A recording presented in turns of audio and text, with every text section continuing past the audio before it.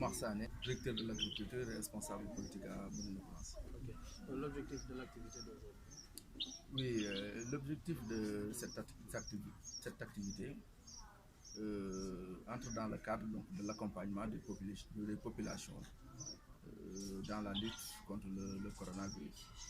Et tout d'abord, nous félicitons donc Son Excellence Monsieur le Président de la République pour ces importantes mesures qui ont été prises ces derniers jours.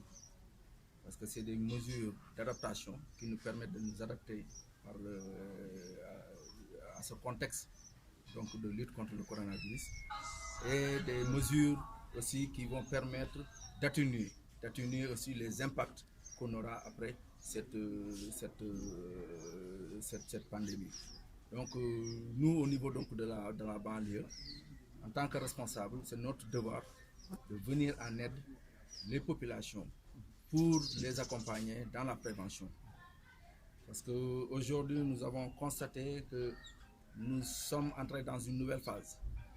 Une phase où nous constatons des contaminations communautaires.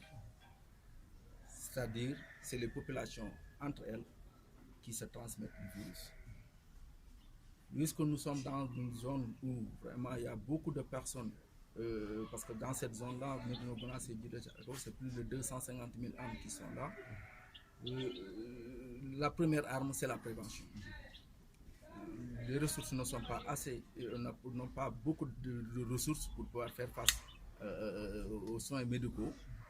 Donc, ce que nous pouvons faire, c'est accompagner les populations, les sensibiliser et qu'ils respectent les mesures préventives donc, face à cette pandémie. C'est dans ce cadre-là que nous avons choisi donc, de mettre à la disposition des populations aussi bien donc des postes de santé qui sont dans ces deux communes, Médina et de Thiaroye, qui sont au nombre de 4, donc du matériel donc de prévention contre cette pandémie. Donc c'est vraiment cet acte-là que nous sommes venus mettre ça à la disposition donc, des populations et des différentes structures de santé pour permettre vraiment donc, de faire face à cette pandémie. Aujourd'hui, ces dons s'élèvent à combien? Ces dons s'élèvent à plus d'1 million. Et il faut aussi, nous allons accompagner le comité local, le comité donc, le départemental, la préfecture, qui est coordonné par le préfet, donc d'un moyen financier pour vraiment faire face donc, à ces multiples déplacements et accompagner donc, les différents techniciens dans leur travail.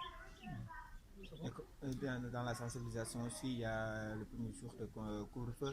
Il y a des populations qui s'entêtent aussi sur le respect des normes. Quel appel lancez-vous à l'endroit de ces populations-là? Oui, je l'appelle dire qu'aujourd'hui, il faut que les gens soient conscients de ce qui se passe. À travers l'actualité, donc les médias, nous voyons ce qui est en train de se passer dans les autres pays, qui ont plus de moyens que nous, qui ont un dispositif médical plus poussé et qui ont aujourd'hui des difficultés pour contenir donc, cette pandémie. Donc nous, puisque nous avons la chance d'aujourd'hui de faire face, d'avoir toutes ces informations-là, de pouvoir prévenir tout ça, donc il faut qu'on entre dans ce cadre-là. Et les populations aussi, nous les invitons à respecter, c'est pour notre bien. Si aujourd'hui quelqu'un tombe malade, il ne pourra plus faire d'activité. Si on lui demande d'arrêter pour quelques jours ses activités et de reprendre en bonne santé, donc je pense que c'est pour le bien de tout le monde. Ces mesures-là, c'est pour notre bien d'abord. Et donc avant donc, de dire que oui, c'est des mesures qui vont aller dans le sens donc, de notre liberté. Avant d'avoir une liberté, il faut d'abord être en bonne santé pour pouvoir jouir de cette liberté-là.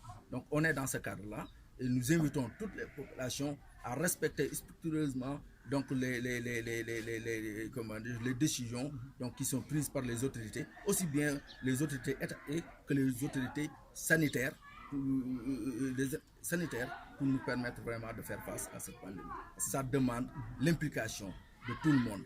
Et tous les acteurs, tout le monde est d'accord pour dire que la Chine a réussi à faire face à cette pandémie parce que tous les gens ont respecté les directives et les décisions donc des autorités. Donc nous aussi, je pense que c'est un effort à faire nous appelons toute la population, tout le monde, à faire cet effort-là, donc en respectant les décisions qui sont prises par les autorités pour nous permettre donc de très rapidement de faire de passer cette étape. Mais aussi il y a des défenseurs des droits de l'homme qui se lèvent là-bas pour dire que la brutalité constatée hier dans la nuit, c'est pas du normal.